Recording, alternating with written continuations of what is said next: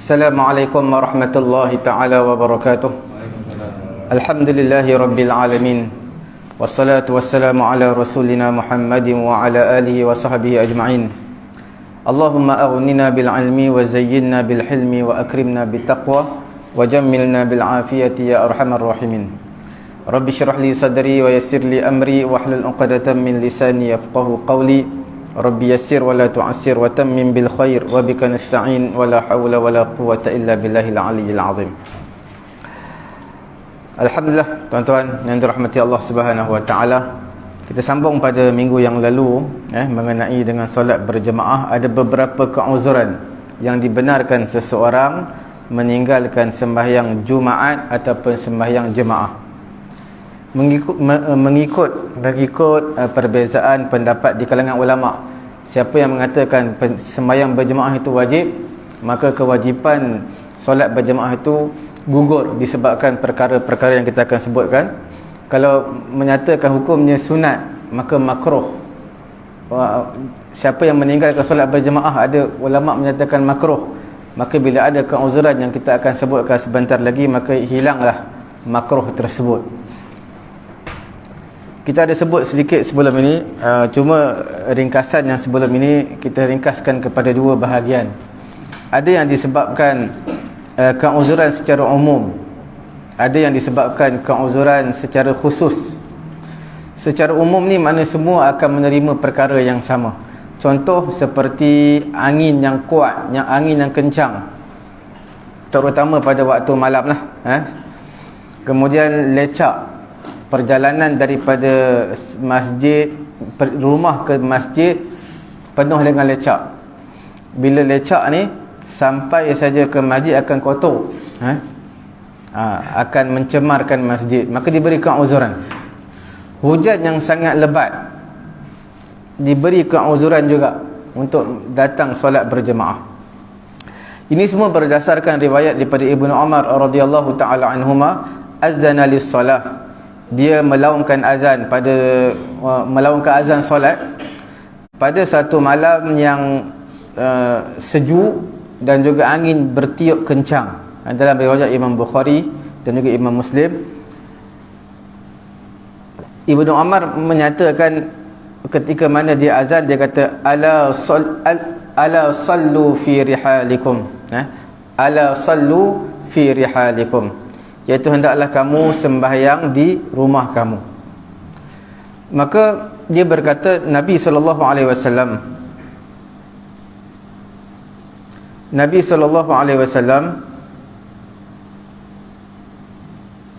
kana ya'murul muazzin idza kanat lailatan zata bardin wa matarin an yaqul ala sallu fi rihalikum. Ibnu Umar kata Nabi SAW menyuruh muazzin apabila pada malam yang sangat sejuk dan juga hujan, hendaklah muazzin ataupun Bilal tadi menyebutkan ala sallu fi rihalikum, iaitu hendaklah kamu sembahyang di rumah kamu. Perkataan ini sebenarnya kita pernah sebut pada musim Covid yang lalu. Kalau tuan-tuan masih ingat, dalam hadis ni dispesifikkan untuk hujan ataupun angin kencang. Tapi pada musim Covid yang lalu tak dibenarkan datang ke masjid surau. Jadi kalau muazzin sebut hayya 'alas salah, hayya 'alas salah, mari datang sembahyang, sedangkan masjid tutup, maka disebut ala sallu fi rihalikum. Cuma di sana ada perbezaan pendapat di kalangan ulama nak letak di mana perkataan ini. Ada yang kata lepas habis azan baru sebut perkataan ni, sehingga di kalangan ulama kita pun ada menyebutkan terjemah dalam bahasa Melayu. Lepas habis azan terjemah dalam bahasa Melayu, sembahyanglah di rumah kamu. Kalau sebut bahasa Arab takut orang tak faham, sebut bahasa Melayu, solatlah kamu di rumah kamu selepas selesai pada azan. Itu secara umum lah kita katakan hujan yang lebat, angin yang bertiup kencang. Cuma di sana ada keuzuran yang khusus seperti sakit, lapar, dahaga yang bersangatan, dan juga takut daripada dikejar oleh orang yang zalim, ataupun takut dikhawatiri sesuatu mudarat menimpa diri ataupun hartanya. Sebab diri ataupun harta satu perkara yang amat penting, termasuklah maqasid asy-syar'iyyah. Maqasid syariah, di antaranya jaga agama, jaga nyawa, jaga harta. Sehingga kan dalam sembahyang pun ulama menyatakan sekiranya dia khawatir takut diapa-apakan diri ataupun hartanya, maka pada ketika itu diberi keuzuran untuk hadir sembahyang berjemaah. Menahan kencing dan juga berak, nak buang air kecil, buang air besar, tahan, itu juga adalah hukumnya makruh dan dia diberi keuzuran. Diberi keuzuran untuk tinggal sembahyang berjemaah. Manakalalah contoh dia sakit perut, dia buang air besar. Buang air besar tu sampai habis orang sembahyang berjemaah, maka dia tetap mendapat pahala jemaah kerana buang air kecil dan juga besar termasuk dalam keuzuran. Berdasarkan riwayat daripada Imam Bukhari juga Imam Muslim, idza wudi'a asya'u ahadikum wa uqimatis salah fabda'u bil 'asya' wa la ya'jalanna hatta yafrugha minhu. Apabila dihidangkan asya' ni hidangan makan malam, dinner. Kalau isya', sembahyang isya' ataupun waktu isya'. Kalau asya', ain tu tukar baris, makna punya tukar, iaitu makan malam. Dihidangkan makan malam kepada salah seorang di kalangan kamu, sedangkan diiqamatkan solat, didirikan solat, maka hendaklah dimulakan makan malam dulu, kemudian baru sembahyang. Nabi kata wala ya'jalanna hatta yafrugha minhu, janganlah dia tergesa-gesa sehingga dia selesai daripada makan baru sembahyang.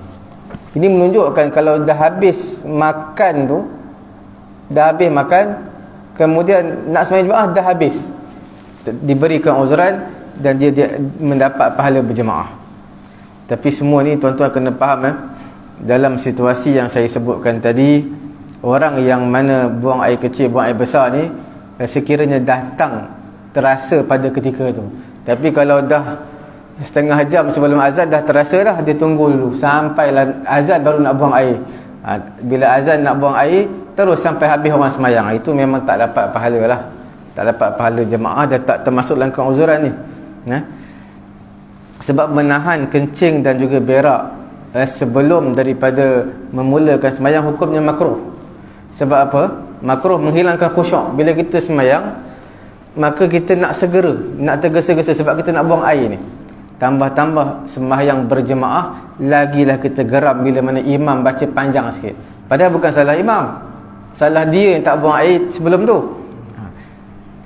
Cuma dalam situasi buang air kecil, buang air besar ini, sekiranya terasa ketika sedang solat, maka dia tak boleh batalkan solat, melainkan situasi darurat saja.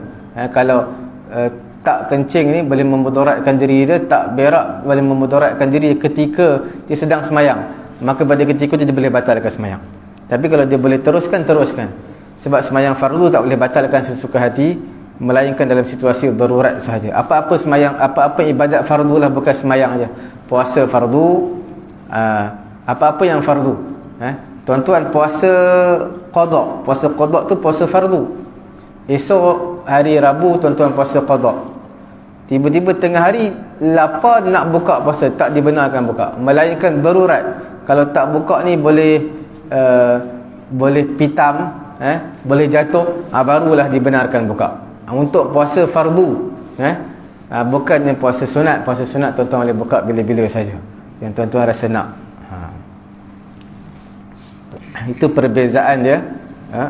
Buang air kecil, buang air besar terasanya bila? Sebelum sembahyang ataupun ketika sembahyang. Okey. Dalam satu hadis yang lain, la salata bihadrati ta'am wala huwa yudafi'uhu al-akhbasan.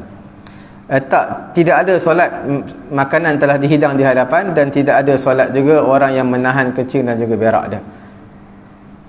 Tidak ada solat bermaksud tidak sempurna solat. Dalam hadis yang kita sebutkan ini, dalam situasi orang yang terlampau dahaga sangat atau terlampau lapar sangat, itu yang diutamakan makan dulu. Dalam situasi biasa dah makan dah tadi, bila dihidangkan makanan semayang loh, sebab dia ataupun dia rasa lapar sikit dia tak rasa lapar yang melampau, maka boleh untuk dia semayang jemaah dulu kemudian baru dia makan. Seperti mana seseorang yang rasa khawatir terhadap diri dia ada hutang orang, tapi dia tak boleh nak bayar lagi. Bila semayang jemaah pula, secara kebetulan orang tu memang jemaah surau ataupun jemaah masjid, dia tak boleh nak pergi. Kalau dia pergi, orang tu dia tekan-tekan dia minta duit, sebab dia hutang. Tapi bukan dia tak nak bayar, dia nak bayar, cuma tak masih belum ada duit lagi. Dalam situasi ini dibenarkan untuk apa? Untuk meninggalkan solat jemaah. Tapi dalam situasi seseorang yang selalu minta hutang, dia tak memudaratkan lagi. Mudarat ni bila mana dia risau takut diapa-apakan diri dia ataupun harta dia ataupun keluarga dia.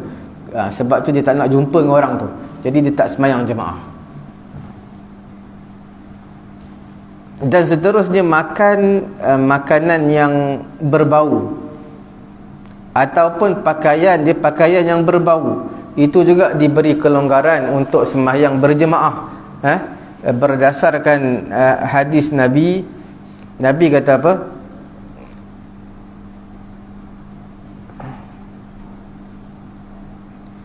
Man akala thuman, siapa yang makan bawang, dikiaskanlah selain daripada bawang, makanan yang berbau, tempoyak ke, yang rokok ke, maka hilangkan bau mulut dulu. Kemudian Nabi kata falyatazilanna, hendaklah dia jauhkan diri. Ataupun satu riwayat menyatakan falyatazil masjidana, jauhkanlah dia daripada masjid kita, jangan datang dekat dengan masjid. Wal yaq'ud fi baitih, hendaklah duduk di rumah dia. Tuan-tuan kena faham, dalam masalah makan bawang ni, selalunya makan bawang mentah, bawang yang dah digoreng semua tu tak berbau kuat sangat, mulut tak berbau sangat. Kalau berbau, termasuk dalam keuzuran ni, tak perlu hadir jemaah. Sebenarnya tak perlu hadir jemaah pun bukan susah. Benda makan bawang, mulut berbau, tuan-tuan makanlah, singgam, gosok gigi semua, akan hilang bau dia. Akan hilang bau. Bila hilang bau, maka disunatkan untuk pergi berjemaah di masjid. Walaupun Nabi larang pada asalnya orang yang berbau, mulut dia berbau, makan bawang atau makan durian berbau. Tapi bila tuan-tuan makan tu, bila sendawa, kena hati-hati lah, tutup mulut, kesian dekat orang sebelah. Dalam situasi mulut yang berbau ataupun ketiak yang berbau, kita kiaskan sama. Maka dia kena usahalah untuk hilangkan bau. Belilah apa-apa ubat ke apa. Kalau mulut berbau, gosok gigi, hilang bau. Bila hilang bau, maka tak ada illah, tak ada sebab untuk dia uzur semayang berjemaah, dia kena pergi semayang jemaah. Begitu juga orang yang kerja di pasar, orang yang jual ikan, dia punya bau tu kuat.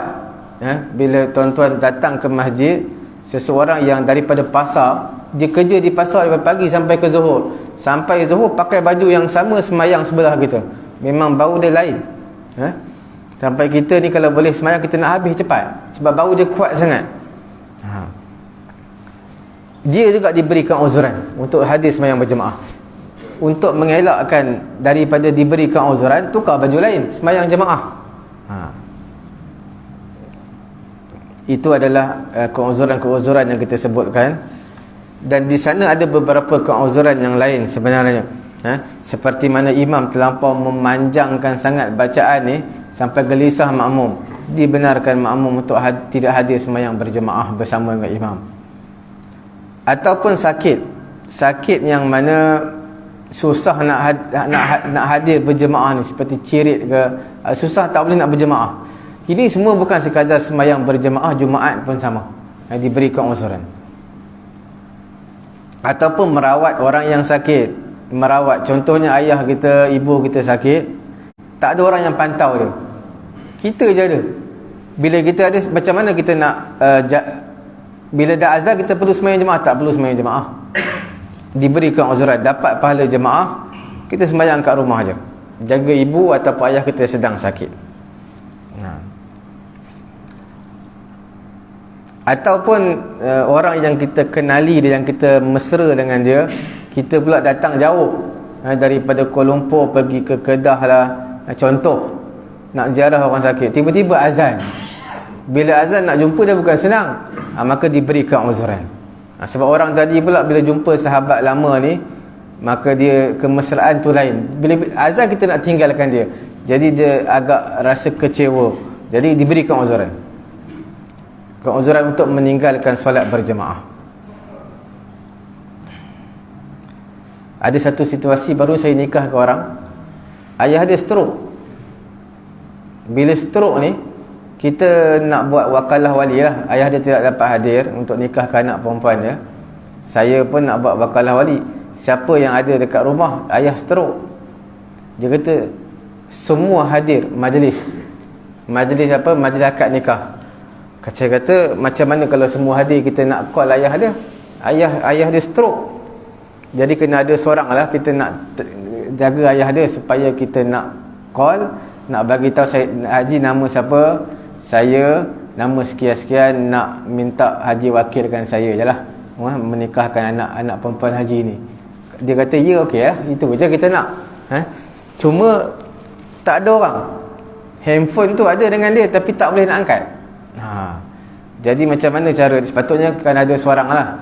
Sebab itu Islam ni satu agama yang rahmat tau. Agama rahmat. Orang yang sakit, walaupun semayang tu nombor satu, semayang berjemaah, tapi Islam kata biarkan dulu, tak perlu semayang jemaah, jaga orang sakit ni tu. Ini majlis perkahwinan bukan wajib pun. Majlis tu wajib lah. Kahwin tu, kalau kahwin tu memang dituntut lah, tapi tak perlu meriahkan ramai-ramai pergi pun. Jaga orang yang sakit, tinggal semua. Saya kata seorang kena balik rumah. Kita takkan mulakan majlis, sebab tak sah lah. Macam mana kita nak mula? Dia kena ada seorang jaga orang sakit tu. Kita nak cakap telefon dengan dia. Dan bila seorang balik, saya cakap selamat, rumah dekat. Kalau rumah dekat Kedah, jawapan dia kena balik Kedah, kena tangguh, postpone dia punya akad nikah tu. Kalau orang kena stroke yang kita cakap macam Ustaz, macam kata Ustaz kita nak tahu balik tu kan, bapak dia kan, dia stroke tapi yang jadi tak boleh cakap. Dia tak boleh cakap, tapi yang penting dia faham apa kita cakap. Dia faham, kemudian dia buat isyarat yang dia setuju lah, angguk ke, dia sign. Sebenarnya kalau borang tu dia kena sign. Kalau dia tak boleh cakap, ataupun baru ni ada juga wali yang dia tak boleh cakap tau, dia jadi macam ingat-ingat lupa macam tu. Jadi saya tanya dia, haji saya nak nikahkan anak haji ni boleh? Dia kata okey boleh. Okey, maknanya saya tanya orang ingatan dia bagus tak? Dia kata ada ketika bagus, ada ketika tak. Jadi ketika tu bagus, ketika tu bagus, okey lah, jalan lah. Dia tak semestinya kena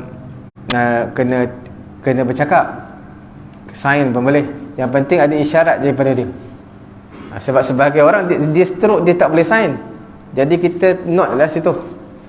Kata wali stroke tak boleh sign. Jadi orang tahulah. Nanti pejabat agama akan tanya sebab apa wali tak ada sign dalam borang ni. Jadi dia akan faham. Jadi Islam ni agama rahmat. Sebenarnya meraihkan kaum kerabat ataupun orang yang sakit, diberikan uzur untuk meninggalkan sembahyang berjemaah. Kemudian isyraful qarib alal maut wa illam ja'nas bih, meninggalkan sembahyang jemaah juga diberikan uzuran bagi orang yang kita ziarah dia sedang ketika sakaratul maut. Walaupun dia tak ada kena mengena dengan kita, bukan kawan kerabat kita, mungkin kawan kepada kawan kita, tapi tak apalah sebab dia sedang sakaratul maut, kita buatlah apa yang patut, baca yasin ke apa ke, walaupun dah azan.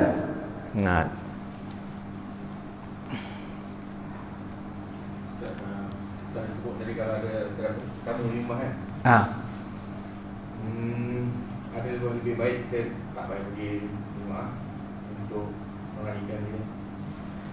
Kalau ada tetamu yang datang ke rumah, yang paling baik kita ajak dia sekali lah sembahyang berjemaah. Ajak dia sekali sembahyang berjemaah di masjid. Kalau kita sibuk layan tetamu ni, susah nak kita ajak dia, jom kita ambil wuduk sembahyang sekali situ. Cuma kita kena tengok tetamu yang datang rumah kita, kalau tetamu pada jauh, mungkin kita nak tinggal semayang jemaah, nak tinggalkan dia, nak pergi jemaah tu mungkin agak berat. Sebab Nabi dia semayang berjemaah juga, walau tetamu datang macam mana, cuma tak sempat semayang sunat je. Dia tak sempat semayang sunat je. Yang terbaik semayang berjemaah di mana azan lah, sama ada di masjid ataupun di surau. Tapi dia bukan jatuh wajib lah. Itu yang terbaik. Kalau tak boleh, maka kita ajak berjemaah di rumah kita. Mungkin kawan kita pula datang 5-6 tahun sekali jumpa. Sebab anak dia nikah dengan orang sini, jadi dia pun singgah rumah kita. Sebab ada nombor telefon kita, dia call nak datang rumah. Kita pun bagilah luangkan masa, kemudian ajaklah semayang jemaah sekali. Semayang jemaah dekat rumah pun tak apalah. Sebab kawan jarang-jarang jumpa. Kemudian tak ada pakaian yang selayaknya untuk dia. Sebab seseorang ini dia kena jaga, Islam mengajar ni menjaga personality dia. Macam kalau dia biasa pakai jubah, tiba-tiba jubah semua basuh, nak pakai t-shirt semayang ni macam malu pula. Jadi diberikan uzuran untuk orang seperti ini. Dan diberikan uzuran untuk semayang berjemaah orang yang terlampau mengantuk lah. Dia ada situasi yang makruh untuk berzikir, untuk beribadat, ketika bersama dengan isteri, ketika dalam toilet, ketika mengantuk sangat. Bila mengantuk sangat ni, nak tunggu, contoh Zuhur pukul 1.30, satu suku lagi 15 minit nak masuk tu pun rasa berat sangat, memang mengantuk sangat. Tidur dulu. Tidur, jawapannya memang lajak lah, tak apa, diberikan uzuran sebab mengantuk sangat. Kemudian ada satu perkara yang kalau dia tak ikut kawan dia akan memulakan perjalanan seorang. Kan kita ada sebutkan hadis sebelum ni, perjalanan seorang adalah syaitan, yang kedua pun syaitan, dia kena 3 orang paling kurang. Itu baru perjalanan yang sempurna, perjalanan yang sunnah lah. Jadi bila kita nak bermusafir yang jauh, maka tidak elok kalau kita berjalan seorang-seorang, walaupun naik kenderaan. Maka paling kurang ada yang terbaik adalah 3 orang. Jadi bila kita nak berjalan jauh ni, kawan kita semua nak gerak dah, 15 minit lagi sebelum azan. Bila dah sampai highway ni, nak jumpa tempat semayang susah lah sikit kan. Kalau berhenti di RNR tak apa, tinggal semayang jemaah pada ketika tu tak apa. Cuma sebagai ulama kata untuk Jumaat pun dibenarkan, tapi sebahagian yang menyatakan untuk semayang Jumaat ni bila ada kemudaratan baru dibenarkan. Sebahagian ulama kata tak perlu kemudaratan pun tak apa, tak ada mudarat apa-apa, sebab kawan dia perjalanan pukul 11.30 pagi pada hari Jumaat, sepatutnya tak boleh mulakan perjalanan sebab tak sempat semayang Jumaat.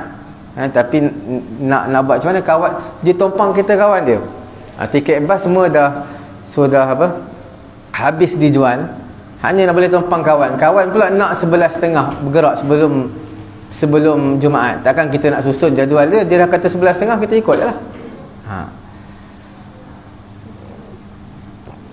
Kemudian diberikan uzuran orang yang nak menyediakan kelengkapan orang yang meninggal dunia ni, dia nak kafan, nak mandi, tengok azan tak sempat sembahyang jemaah, tak apa, diberikan uzuran. Dan orang malam pengantin baru untuk maghrib dan juga isyak diberikan uzuran untuk berjemaah. Orang yang buta, yang mana buta dia ni tak ada orang yang pimpin dia, itu juga diberikan uzuran. Cuma di sini ada perbezaan sikit antara Imam Ramli dan juga Ibnu Hajar. Pendapat Ibnu Hajar, dia kata kalau dia boleh jalan dengan tongkat, pergi dengan tongkat, tak diberikan uzuran. Sebab ada seorang buta, dia tanya dengan Nabi, aku dengar azan, adakah wajib aku semayang? Nabi kata tak. Nabi kata tak perlu semayang berjemaah. Kemudian satu kali yang lain, elok dia nak beredar, nak pulang ke rumah, Nabi panggil dia sekali lagi. Nabi kata kena hadir semayang berjemaah. Jadi menunjukkan orang buta pun disunatkan semayang berjemaah, kena pergi juga. Pendapat Ibnu Hajar kata dia gunakan, kalau ada tongkat, gunakan tongkat kalau dia pandai. Orang buta ni sekali jalan pun dia sudah tahu dah.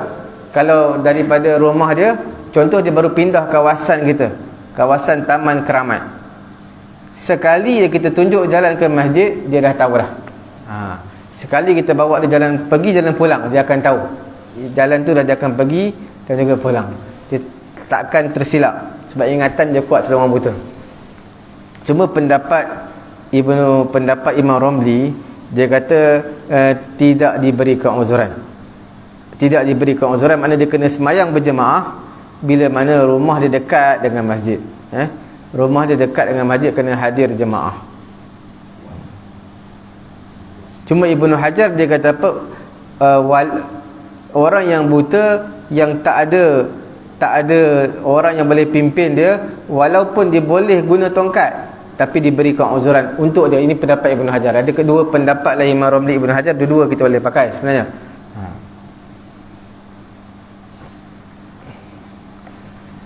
Kemudian kita lihat sikit lagi mengenai orang yang selayaknya untuk menjadi imam ni, siapa dia? Imam. Yang pertama, kalau imam tersebut ada imam ratib, imam yang tetap, dia yang selayaknya lah. Itu tidak dinafikan.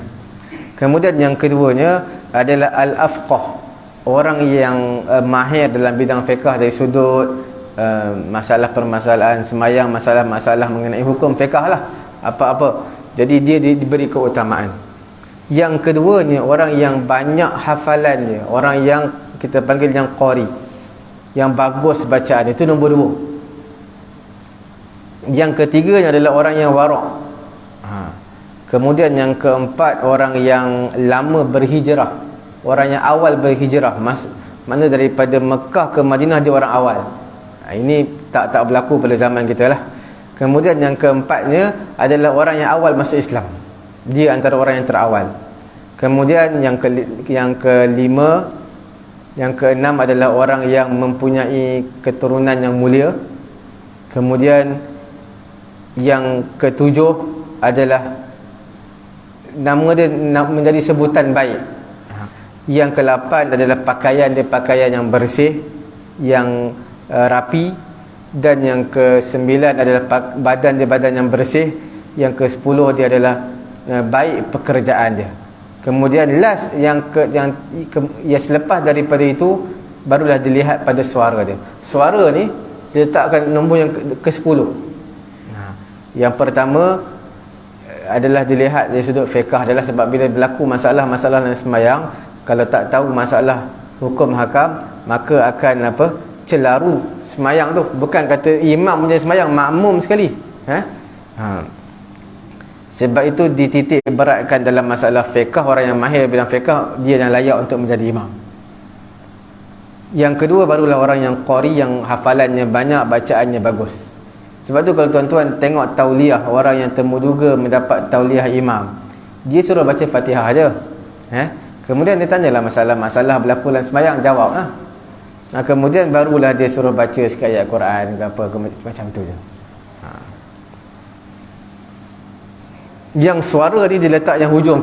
Suara kita tak letak nombor satu. Kita letak nombor satu. Terutama suara ni benda penting. Kadang-kadang orang Melayu dia tak faham apa pun imam baca, tapi sebab suara sedap, dia letakkan nombor satu. Itu imam yang terpilih, walaupun dia tak tahu apa benda pun. Sebab itu bila qari Malaysia kita baca, orang Arab tengok terkejut, dia punya hebat bacaan. Suruh translate sikit makna dia, jadi susah sikit lah. Imam yang adil itu lebih aula untuk menjadi imam berbanding imam yang fasik. Fasik ni istilah dia yang berterusan dosa kecil lah, ataupun yang melakukan dosa besar. Imam pakai seluar pendek, bukan dalam semayang seluar pendek, luar lah, dia jogging pakai seluar pendek ke, itu termasuk imam yang orang yang fasik. Yang hisap rokok termasuk fasik juga. Tapi kalau dia hisap rokok, jangan hisap depan orang ramai, hisaplah belakang-belakang. Imam yang adil lebih aula menjadi imam berbanding imam yang fasik. Walaupun imam fasik tadi bacaan dia terbaik, walaupun dari sudut masalah fiqh dia memang dia mahir, selok belok masalah fiqh, Tapi dari segi aqrab lil qabul, dari sudut penerimaan di sisi Allah, imam yang adil. Walaupun dari segi masalah bab fiqhnya kurang, bacaan dia pun taklah bagus sangat seperti orang yang fasik tadi, diutamakan imam yang adil. Imam yang adil diberi keutamaan. Begitu juga imam yang baligh, dia dah baligh tapi baca tak sedap macam kanak-kanak ni. Kanak-kanak ni baru umur 10 tahun, tapi qari, baca sedap. Yang aulanya orang dewasa yang baligh jadi imam. Bukan kita kata tak sah. Sah. Dalam mazhab kita sah lah. Kanak-kanak jadi imam, yang penting dia mumayyiz. Walaupun kanak-kanak tu dari sudut fiqhnya mahir, dari sudut bacaannya bagus, hafalannya bagus, tetapi diutamakan orang dewasa, kerana kanak-kanak ini ulama khilaf, berbeza pendapat mengenai kesahihan imam kanak-kanak, sah ataupun tidak kanak-kanak menjadi imam. Ulama berbeza pendapat. Majoriti, kalau tak salah saya, majoriti di kalangan ulama kata tak sah. Mazhab Syafi'i kata sah. Mazhab Syafi'i memang confirm lah kata sah. Kita terutama imam tarawih, kita tengok kalau kanak-kanak 10 tahun baca sedap, lagi kita ambil. Tak apalah, tidak jadi masalah apa pun, boleh je. Cuma segi aula lah, afdal, itu je. Kemudian imam, bagaimana orang yang buta, orang yang celek menjadi imam. Ada ulama kata orang buta lah lebih baik jadi imam, sebab orang buta ni dia kurang, mata dia kurang lihat dosa, dia hati dah kena jadi khusyuk, sebab dia tak banyak melihat benda bukan-bukan, dia hanya sebab dia buta. Ada ulama kata orang yang celek lah yang afdal, sebab orang celek ni dia tahu kat dia terpijak tai cicak ke apa ke, dia sebab dia nampak. Orang buta dia tak dapat melihat, dia tak tahu kaki dia terpijak najis ke apa. Sebenarnya pendapat muktamadnya sama je, orang buta pun nak jadi imam pun boleh, afdal orang yang celek pun afdal, sama. Kita sebut sikit sunat-sunat jemaah. Nanti kita akan bincangkan mengenai sunat, perkara-perkara sunat dalam solat, perkara-perkara sunat sebelum solat, ketika solat dan selepas solat. Cuma sekarang ni sunat-sunat ketika berjemaah ni banyaklah. Antaranya bangun bila qiyam, bangun untuk solat. Bila bangun untuk solat? Selepas daripada muazzin selesai iqamat. Mana Bilal ataupun muazzin dia iqamat, sampailah Allahu Akbar, la ilaha illallah, habis disunatkan jemaah bangun. Walaupun ada pendapat kata ketika pada qamati solat tu dah disunatkan bangun, tapi pendapat ni pendapat tak kuat. Melainkan kalau dia rasa dia nak bangun tu ambil masa 5-6 minit je lah. Kadang-kadang orang tu dengan pinggang sakit, dengan lutut dia sakit, nak stablekan lutut dengan pinggang dia sakit, nak bangun, elok imam dah habis baca Al-Fatihah. Jadi untuk orang seperti ni, bila dia tahu dia lambat bangun, sebelum iqamat, muazzin pegang mikrofon baru nak start iqamat, dia dah boleh bangun dah, sebab dia lambat. Yang penting jangan terlepas takbiratul ihram bersama dengan imam. Itu yang penting. Kalau dia rasa badan dia sihat, boleh bangun cepat, disunatkan selepas daripada azan. Antara perkara sunat ketika berjemaah ini adalah merapatkan saf, kerana ada perintah daripada Nabi untuk rapatkan saf.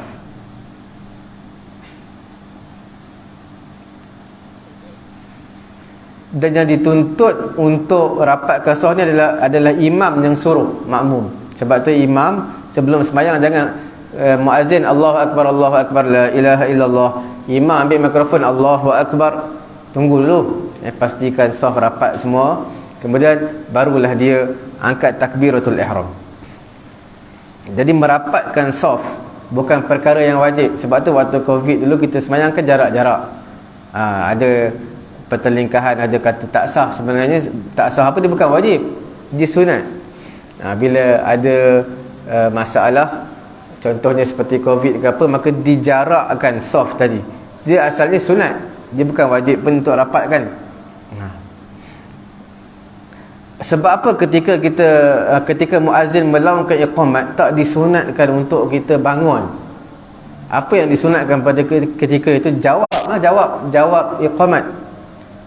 Ketika mana muazzin sebut Allahu Akbar, Allahu Akbar, maka dia pun jawab Allahu Akbar, Allahu Akbar.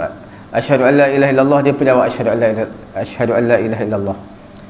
Bila dia sebut hayya 'ala salati, hayya 'alal falah, sebut la haula wala quwata illa billahil aliyyil azim.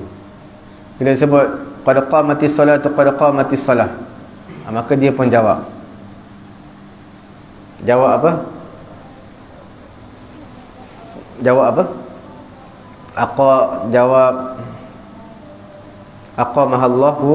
aqamahallahu wa adamaha. Itu disunatkan lah. Doa selepas daripada iqamat disunatkan ke tidak? Itu khilaf juga pendapat di kalangan ulama. Sebab yang adanya doa selepas daripada azan, itu disunatkan baca doa Allahumma rabb hazihi da'wati tammah wassalatul qa'imah sampai habis. Itu azan. Iqamat, ada ulama kata kiaskan, kalau selepas azan pun disunatkan baca doa, selepas iqamat pun sunat juga. Ada ulama kata tak ada baca doa selepas iqamat, sebab tidak ada nas daripada Nabi. Jadi terpulanglah pada kita. Kalau kita nak baca, itu lagi baik. Yang terbaik kita bacalah, baca doa selepas daripada azan, kita baca doa iqamat. Selepas daripada azan ni disunatkan 3 perkara tau. Yang pertamanya adalah kita selawat kepada Nabi. Selepas daripada azan, Allahu Akbar, Allahu Akbar, la ilaha illallah. Lepas pada azan, kita selawatlah la ilaha illallah Muhammadur Rasulullah sallallahu alaihi wasallam. Ataupun selawat Allahumma salli ala sayyidina Muhammad wa ala ali sayyidina Muhammad. Yang keduanya kita baca doa Allahumma rabb hadhihi da'wati tammah wassalatul qa'imah ati sayyidina Muhammadan alwasilata wal fadilah sampai habis. Yang ketiga, kita doa apa yang hajat yang kita nak. Itu di antara doa yang dimakbulkan, yang dimustajab oleh Allah Ta'ala, doa selepas berazan. Okey. Perkara yang ketiga sunat jemaah ini adalah bersegera saf yang pertama. Bersegera kepada saf yang pertama, walaupun dia takut, walaupun terlepas takbiratul ihram bersama imam, tak apa, terlepas takbiratul ihram tak apa, yang penting kita kejar saf pertama. Kalau ada saf pertama masih kosong lah. Kalau dah penuh, jangan kita selit pula lagi. Kemudian mengenai dengan rapatkan saf ini, memang dalam hadis Nabi, kalau kita lihat saranan daripada ulama, dia kata garisan tumit belakang ni, tumit kita sama dengan garisan belakang. Tidak ada dada yang ke depan, tak ada kaki yang terkehadapan. Kemudian bahu dengan bahu, kaki dengan kaki, itu betul lah. Cuma jangan kita sentuh bahu kawan kita sebelah tu. Jangan kita rapat sentuh kaki kawan kita sebelah. Sebab ada orang dia tak boleh kaki sentuh kaki, rapatkan cukup lah, tak perlu sentuh pun. Sebahagian orang nak sentuh kaki kawan sebelah sampai terkangkang luas. Dia sentuh kaki kawan belah kanan, kaki belah kiri, kangkang luas semayang. Jadi tuan-tuan kena ingat juga, bila orang yang semayang berjemaah ini, ada yang badannya besar, kakinya halus. Ada yang kakinya besar, badannya halus. Tapi selalunya badan dia besar, kaki halus selalunya. Jadi kita kena raikan lah. Jangan tuan-tuan nak kangkang luas nak sentuh kaki kawan sebelah. So tuan-tuan kena, dia yang penting rapat. Bila rapat tu kira-kira tak ada, kalau anak kambing lalu dia memang tak muat lalu. Kita kira rapat lah. Kemudian disunatkan juga orang yang masbuk bersama dengan imam pada zikir-zikir yang tidak wajib. Ialah bila kita datang lambat, imam sedang sujud, kita pun Allahu Akbar sujud sekali dengan imam, disunatkan berzikir. Sunat walaupun tak dikira rakaat tu, disunatkan zikir sekali dengan imam. Perkara yang keenam adalah disunatkan imam ini menghadap kepada makmum ataupun menghadap ke kanan selepas beri salam. Dia sebenarnya lepas daripada beri salam, kita istighfar kepada Allah sebanyak 3 kali. Kemudian Allahumma antas salam wa minkas salam tabarakta ya zal jalali wal ikram. Kemudian alih pandangan, alih posisi badan kita, sama ada hadap belah kanan, hadap makmum atau hadap sebelah kiri. Yang Nabi banyak adalah hadap ke sebelah kanan. Kadang-kadang terutama sembahyang subuh, bila Nabi nak bercakap dengan jemaah, Nabi akan hadap jemaah makmum. Belah kiri ada juga Nabi buat, tapi jarang-jarang. Bila ada keperluan, Nabi hadap ke sebelah kiri lepas sembahyang. Tapi Nabi tak menghadap kiblat. Yang hadap kiblat ni makmum lepas sembahyang. Imam kena menghadap, kena ubah posisi dia. Tujuan dia untuk apa? Supaya tak nak keliru orang yang baru masuk, dia ingatkan imam sedang sembahyang lagi sebab hadap kiblat. Sebenarnya imam dah habis sembahyang dah. Itu antara tujuan dia lah. Dan di sana ada beberapa perkara makruh berjemaah. Ada antara beberapa perkara makruh berjemaah, banyak pula, ada 13. Cukup sekadar tu dulu. Ada apa-apa soalan?